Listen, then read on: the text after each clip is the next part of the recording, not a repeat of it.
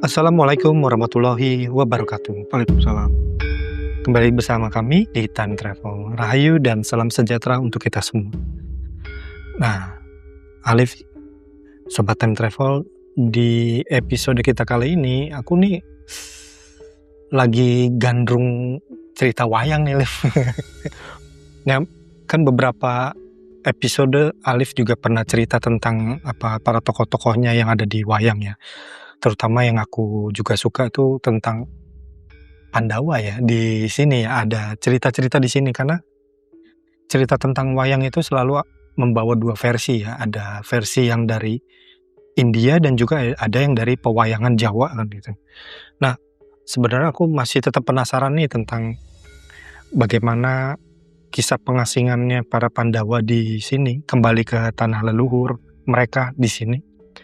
Kalau kemarin kan Arif mungkin udah cerita tentang yang di Gunung Guntur ya kalau nggak salah, Gunung Guntur. Terus ada salah satu lagi mungkin yang di Salatiga sama ada di mana gitu satu lagi. Yang ada bentuk-bentuknya piramida, ada satu kayak kompleks lah gitu, kayak kompleks pemukiman. Majendang ya, iya ya. Nah, ada nggak sih Alif yang bisa Alif ceritain ya, yang Alif ditunjukkan membawa kita kembali ke perjalanan mereka para Pandawa di tanah Jawa. Oke. Silakan. Bismillahirrahmanirrahim. Sebenarnya bukan cuma di tanah Jawa, tapi di Nusantara masa lampau. Oh, ini PNS itu ya? PNS masih tetap nih. Ada satu sebenarnya kalau saya mau cerita tentang Merapi itu rasanya mesti sowan dulu. karena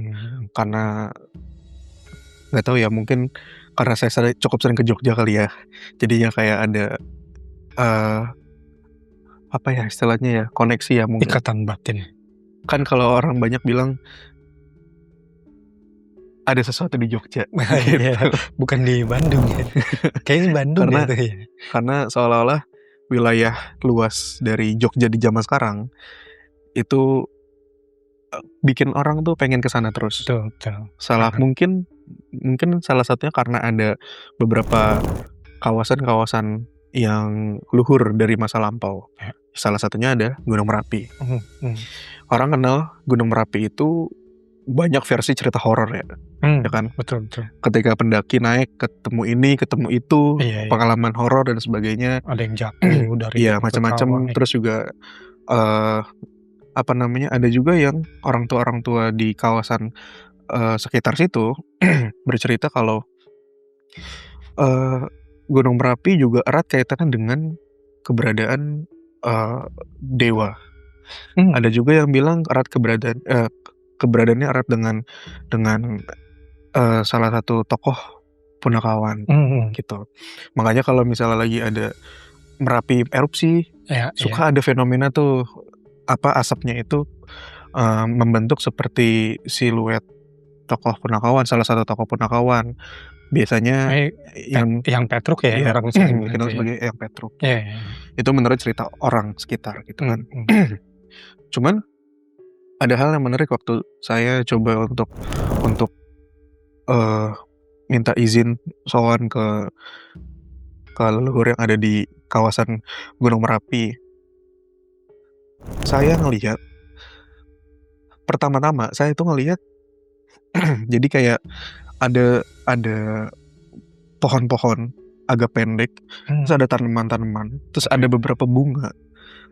Agak naik ke atas tuh kayak ada tangga, Mas. Tangga gitu, tangga kayak dari tangga batu.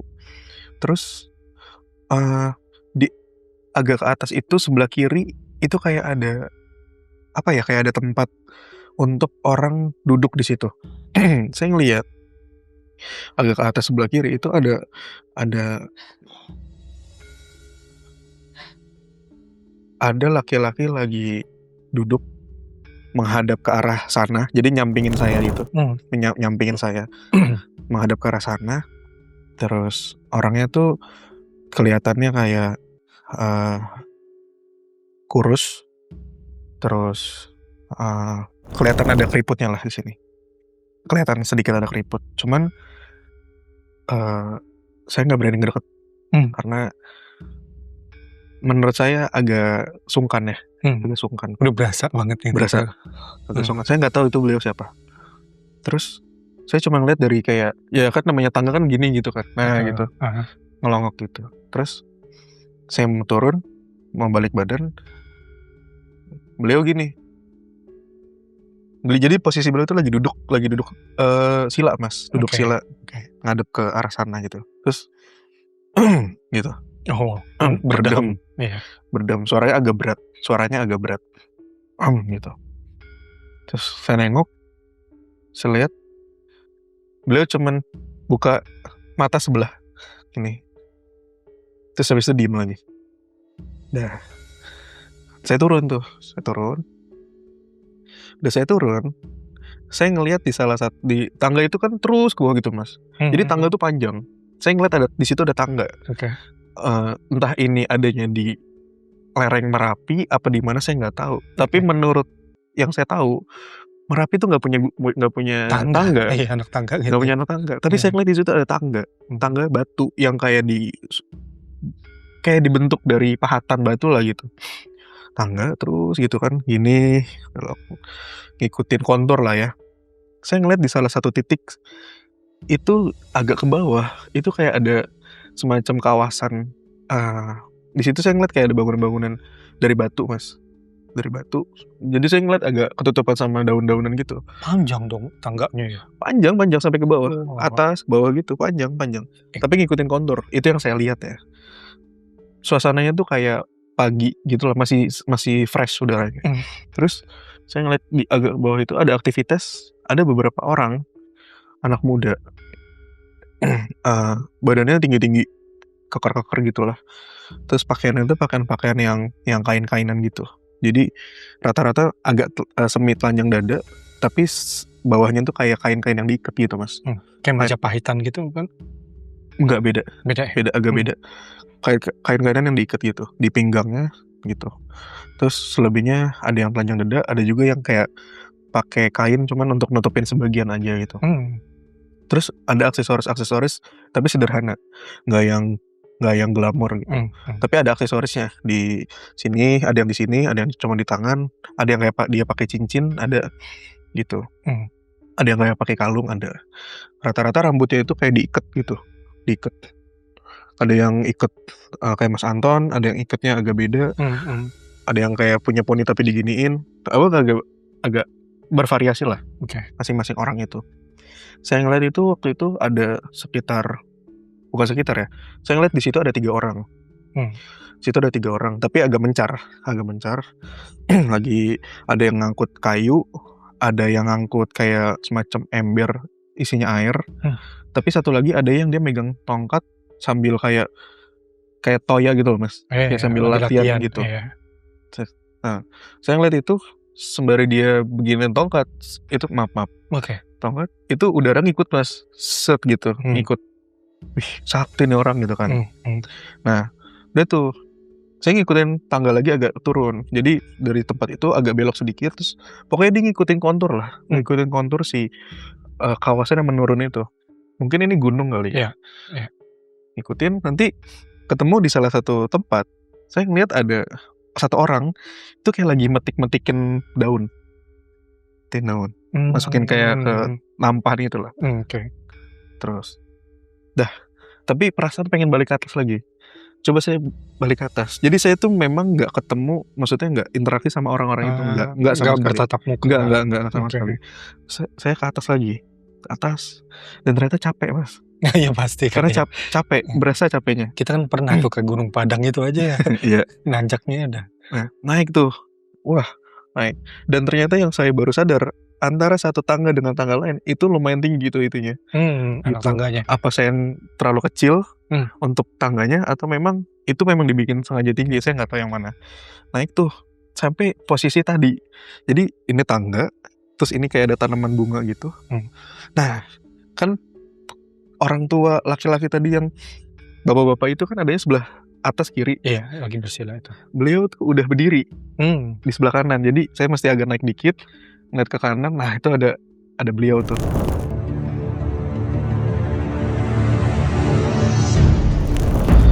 Jadi saya ngelihat sisi sampingnya, sisi sebelahnya lagi.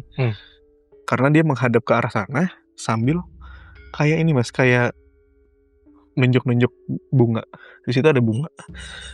Di situ ada bunga Mas. Bunganya warna hitam, ada juga kayak warna-warna kuning atau putih. Sambil nunjuk kayak sambil giniin gitu kan.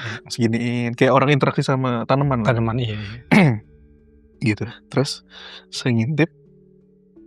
Terus dia ngeliat gini, beliau ngeliat gini. Terus senyum tipis banget. Tapi kayaknya agak galak ya, kelihatan dari raut wajahnya gitu kan. Rasanya cuman disambut tapi tipis. Seakan-akan kayak cuman ya udah gitu doang. Habis itu saya ngerti kayak maksudnya, terus saya turun lagi. Saya turun lagi setelah itu. Nah, pakaian beliau waktu saya lihat jelas pas berdiri itu, pertama beliau tinggi orangnya, jangkung, cukup jangkung menurut saya. Terus pakaiannya itu pakaian yang kayak pakaian pertapa Mas. Nah, saya ingat waktu dulu time travel cerita tentang Gunung Merapi, itu kayaknya ada pendopo ya. Itu kan waktu itu kita ngelihatnya kayak ada bangunan, kayak ada pendoponya, ada kayak ada tiang-tiangnya, keraton kecilnya lah ya, apa istilahnya tuh. Nah, terus ada orang bapak-bapak pakai pakaian Jawa kayak belangkon gitu kan. Beskap. Nah, tapi pada waktu saya ngeliat yang itu, yang momen itu, ini beda, pakaiannya kayak resi. Tapi sederhana. Ini penampilan mukanya, tapi wajahnya mirip. Oke. Wajahnya mirip gitu. Saya mikir apa mungkin ini beliau leluhur yang ada di sini gitu kan. Tapi pakaiannya beda. Jangan-jangan mungkin emang ini eranya bukan era Jawa, bukan era Nusantara, tapi era Sunda Leng. Sorry. Mungkin gitu. Yang waktu Alif cerita pendopo itu waktu kita cerita di dimensi lain tapi di masa sekarang. Iya kan? Iya. Berarti jauh banget. Tapi mukanya masih sama. Gila ini mirip ya. Awet muda banget ya berarti. Nah, saya jadi ingat kalau yang namanya leluhur suci, ya terserah mau pakai baju apa aja. Iya benar. Bisa beda-beda bajunya gitu. Iya. Terserah beliau mau nampakin ke orang itu seperti apa gitu. Kadang-kadang ada yang kayak anak muda bisa juga yang bahkan kadang-kadang mungkin aja bisa ketemu kayak ibu-ibu, bisa juga gitu kan. Tapi yang saya lihat waktu itu jangkung seperti orang tua, tapi pakaian resi, tapi lebih sederhana. Gitu. Terus kulitnya bersih Mas, kulitnya bersih. Jadi yang kelihatan kayak agak keriput itu cuman bagian wajah, tapi nggak keriput yang banget ya, nggak sedikit mengesankan kalau beliau tuh tua, udah agak tua, tapi kulitnya bersih gitu. Terus tangannya, jarinya agak-agak bukan lentik ya, agak-agak panjang lah tulangnya gitu. Lagi gini-giniin muka kayak sambil giniin bunga ngeliatin gitu. Terus ngeliat ke saya, terus senyum tipis, udah bisa lanjutin aktivitas lagi. Saya nggak berani interaksi lebih jauh. Nggak ada komunikasi. Nggak ada. Nah, saya turun lagi. Saya ngeliatin di mana tempat saya ngeliat ada pemuda-pemuda itu. Saya ngeliatin Mas. Nah, ternyata selain jadi udah berubah nih suasananya. Jadi udah bukan 3 orang lagi yang ada di sekitar bangunan batu itu, yang dari batu. Itu udah ada di sini ada kayak 4 orang, di sebelah situ ada kayak 1 orang, kayak lagi duduk diem di atas kayu gitu. Di sebelah sini nih ada orang lagi 1, kayak bapak-bapak juga. Jadi 6 nih berarti. Iya, 1 baru datang. Gitu. Cuman agak berisi badannya agak berisi. Terus rambutnya agak ubanan. Gitu. Saya ngerasa saya tuh kayak lagi ngelihat dunia lain, tapi itu real. Karena ada di situ kawasannya gitu. Gak tau lah, saya ngerasa aneh aja gitu. Aneh.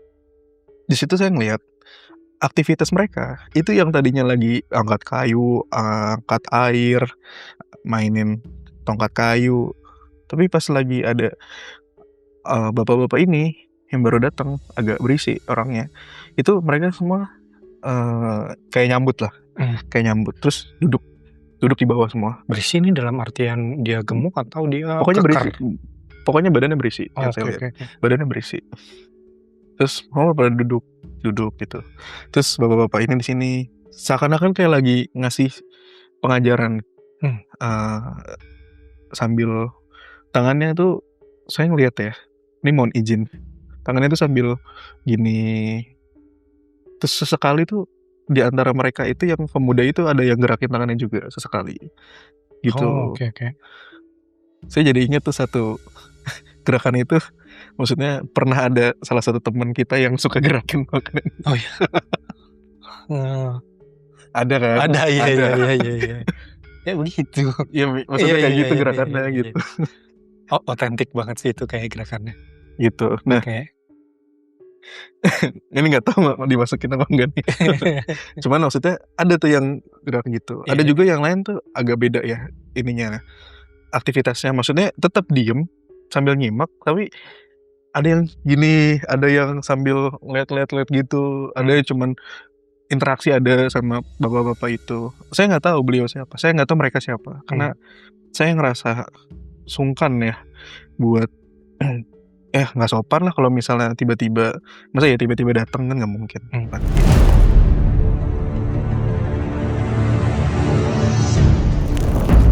Waktu berlalu lah. Oke.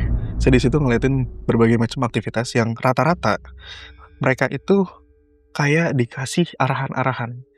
Nah ternyata bukan hanya bapak-bapak yang berisi itu, ada juga yang lain. Oh, Jadi kayak oke. kadang-kadang kayak gantian mas. Nanti aktivitas apa selesai berdiri semua bubar gitu kan, bubar. Yang satu kemana, yang satu kemana, yang satu kemana gitu kan. Nanti ada waktu lagi nih menjelang udah agak redup ya, udah agak malam. Tapi masih sedikit ada siluet matahari. Itu ngumpul lagi, ngumpul di situ. Oke. Tapi orangnya beda lagi. Nah sampai salah satu momen saya lihat itu agak malam, sunyi, dingin, kabut turun. Terus ada api di tengah-tengah, kayak api unggun tapi di satu kayak bukan kuali ya, kayak satu tempat lah dibikin api di situ. Ada tungku. Kayak tungku gitu. Yang ternyata dari sebelah sini nih ada bapak-bapak yang tadi di atas tuh muncul. Oke. Gitu. Ngampirin pemuda itu. Mereka tuh ngumpul lagi, terus duduk gitulah. Sampai salah satu momen dimana semuanya itu pegangan si pemuda itu. Terus yang di bapak-bapak yang jangkung tinggi tadi itu cuman di depan mereka sambil duduk juga, diem aja, hening gitu, semua pada pegangan. Waktu pegangan itu udara tuh kayak muter mas, asli kayak muter. Oke. Muter terus gitu. Terus merinding di tenggok ini, terus merinding muter, jadi seakan-akan kayak waktu tuh berhentinya di situ. Semua tuh jadi kayak sinematik banget ya menurut saya, karena momen itu kayak penuh kesakralan gitu. Udara kayak muter, terus yang tadinya dingin nusuk tulang tapi akhirnya jadi adem. Bahkan yang namanya suara alam pun nggak kedengeran. Seakan-akan kayak waktu berhenti di situ. Gitu. Unik lah. Gitu. Agak ini ya, agak berhentinya agak stuck gitu. Nah ini nih kan yang khas dari cerita pewayangan Jawa, apalagi terkait dengan para Pandawa itu kan punya ini ya, punya pamomongnya ya. Kan konon katanya para Punokawong itu ada yang Semar segala macam, Gareng, Petruk. Nah itu kan dalam pemahamanku ya, beliau-beliau ini kan dalam bentuk spirit ya, Liv. Bagaimana interaksinya para Pandawa dengan pamomong-pamomongnya mereka? Seperti Eyang Semar, kalau aku kan di masa sekarang kan tahu Eyang Semar kan sebagai tokoh spirit ya, tokoh spiritual, tokoh batin lah gitu ya. Yang aku sendiri kan pernah punya referensi. Nah, bagaimana keadaannya ketika zaman Pandawa datang ke sini? Apakah mereka itu bertemu secara fisik nih kayak kita ketemu gini aja? Oke. Jadi ada suatu peristiwa di mana itu saya ketemu sama salah satu orang tua. Beliau ini saya anggapnya orang tua karena memang waktu itu kisaran mungkin ya kisaran 35-40 lah ya. Cuman memang masih muda mukanya. Kayak bapak-bapak tapi masih muda. Oke. Nah, beliau pernah cerita kalau ketika di masa lampau bertemu dengan para tokoh-tokoh suci, itu sama halnya kayak ketemu orang dalam pandangannya beliau. Mereka. Karena kayak gini, beliau nih kayak cerita orang-orang di masa tersebut itu ketika bertemu dengan para tokoh-tokoh luhur itu kayak masuk ke dalam ruang yang sama. Jadi interaksinya bisa tektokan. Iya, kayak lebih sama, real lah gitu ya. bukan lebih real mas, memang real. Memang real. Memang sebuah realita. Real. Makanya bisa sampai interaksi, ngobrol. Kalau misalnya kata beliau bilang gini, kalau dulu aku lagi dikasih, ini bahasanya ya, kalau lagi dikasih hujangan, itu sama kayak dikasih hujangan sama seorang bapak, gitu, kayak sama seorang bapak dikasih hujangan. Kalau lagi dimarahin sama seperti dia lagi dimarahin sama seorang bapak. Sebegitu nyatanya. Kalau yang terlihat seperti wujud laki-laki, ada juga. Beliau bilang, kadang ada kalanya yang terlihat itu seperti seorang ibu atau perempuan atau dewi.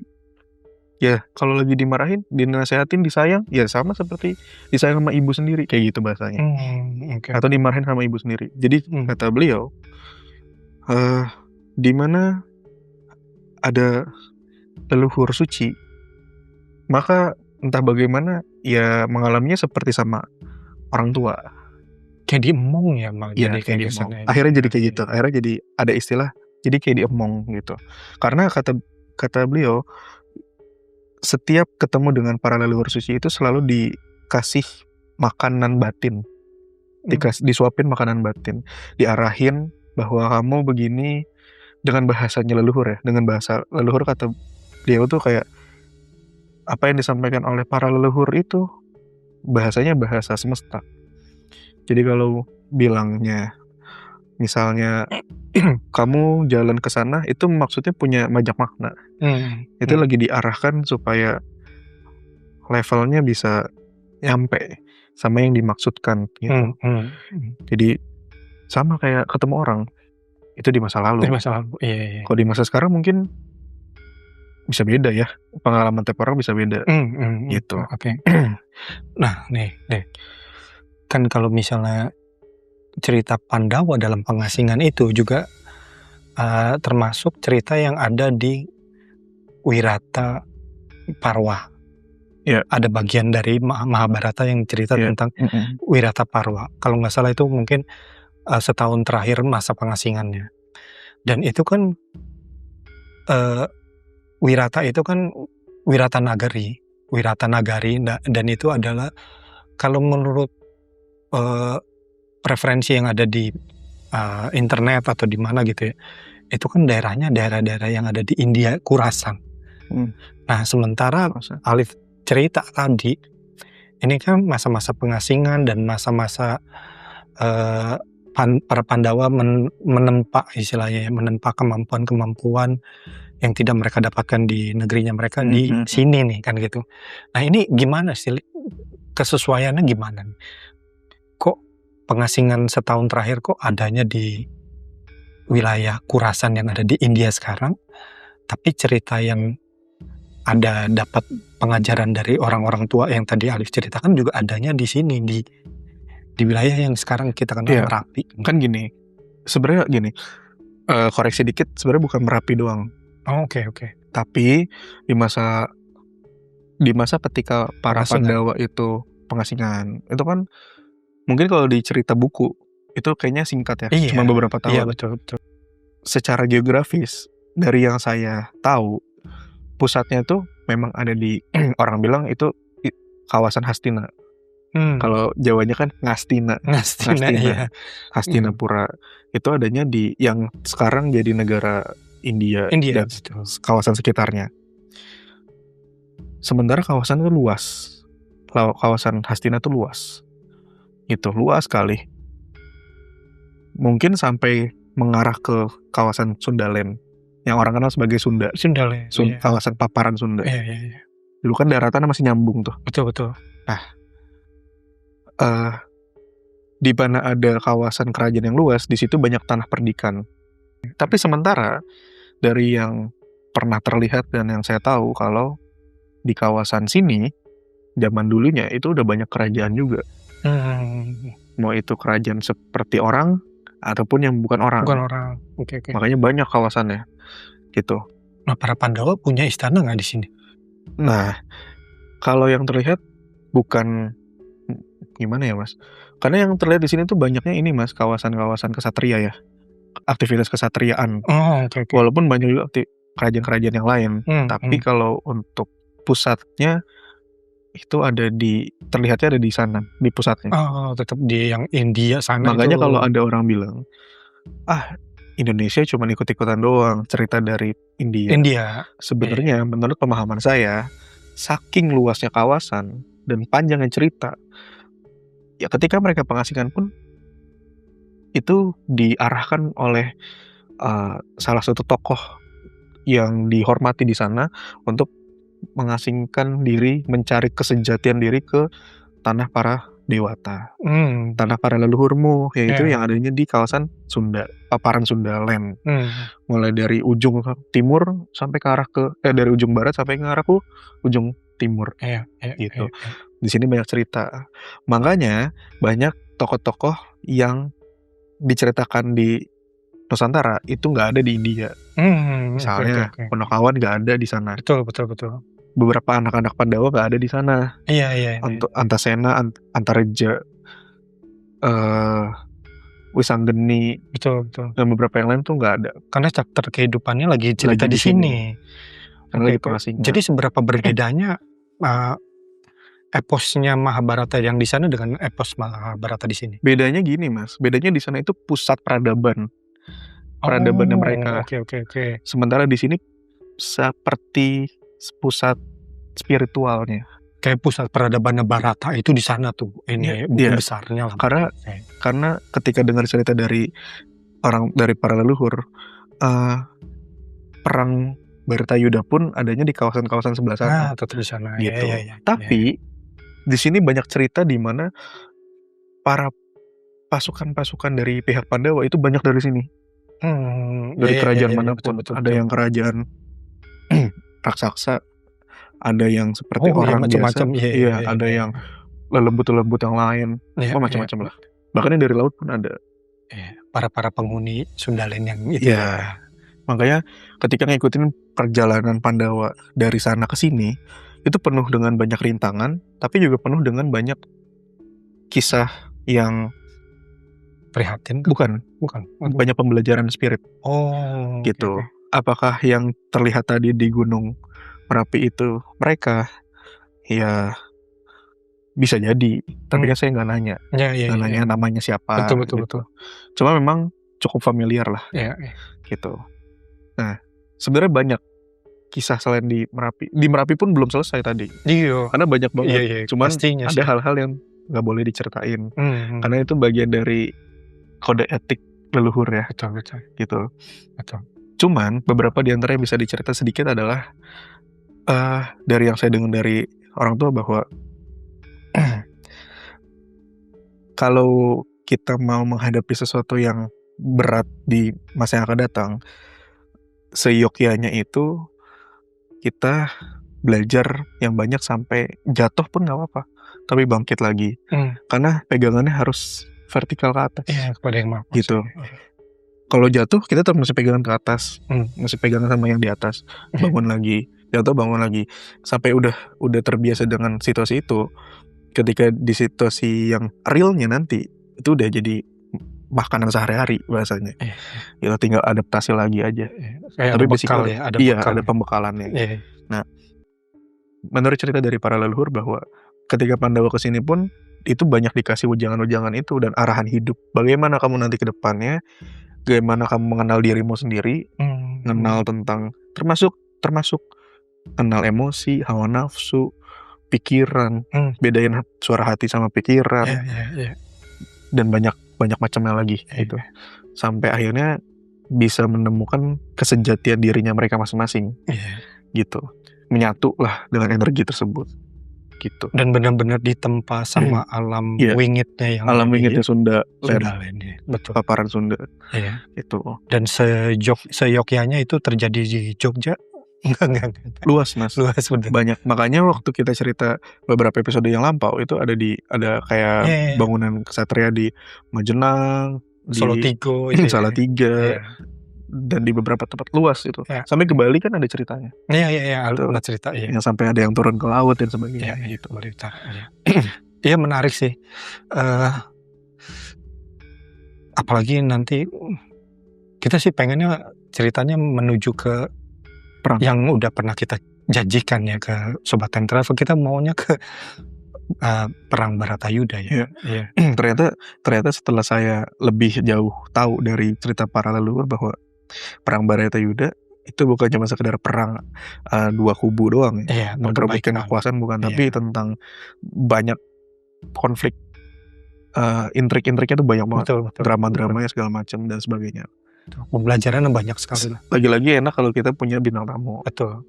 Supaya bintang tamu yang cerita, kita tanggepin bareng-bareng. Siap. Gitu. Siapa ya? Nggak tahu. Ya. Mungkin Sobat Time Travel punya usulan dengan siapa kita bisa collab ya gitu ya. Mau mungkin. Mau ya. Jangan ngomong lagi. Kemarin kan udah kita. Iya. Ada saran-saran yang lain misalnya kayak siapa ya? Siapapun lah. Ya itulah pokoknya siapapun yang ini. Ada ya, tapi nggak bisa ngelihat kalau RJL 5. Tapi nggak apa-apa deh. Mungkin Sobat Time Travel punya ide usulan dengan siapa kita bisa bercerita tentang masa-masa yang itu kembali jauh lagi ke menjelang perang Baratayuda, atau mungkin masuk ke perangnya kali. Oke, Sobat Time Travel. Semoga kalian suka dengan episode kita kali ini. Tetap like, share, komen, dan subscribe untuk selalu terhubung dan video-video kita yang terbaru. Sampai kita bertemu di penelusuran selanjutnya. Wassalamualaikum warahmatullahi wabarakatuh.